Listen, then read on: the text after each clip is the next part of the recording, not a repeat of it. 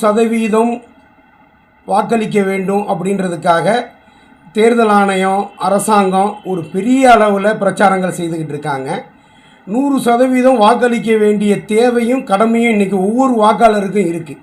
யாரும் வாக்கு அளிக்காமல் தவறுறதுன்றதும் மிக மிக தவறான ஒரு விஷயம்.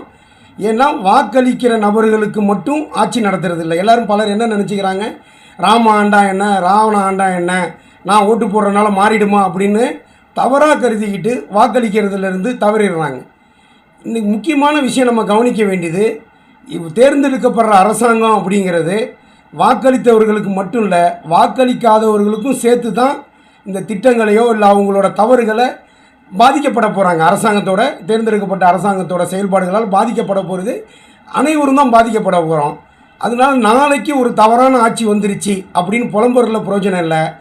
ஏன்னா வாக்களித்த நபர்களை விட வாக்களிக்காதவர்கள் மிக தவறான முடிவில் இருக்கிறாங்க. அதனால் உடனடியாக அனைவருமே இந்த தேர்தலில் நம்ம வாக்களிக்க வரணும். வந்து தெளிவாக நான் யார் வரக்கூடாது அப்படிங்கிறது நமக்கு தெளிவாக தெரியுது இன்றைக்கி.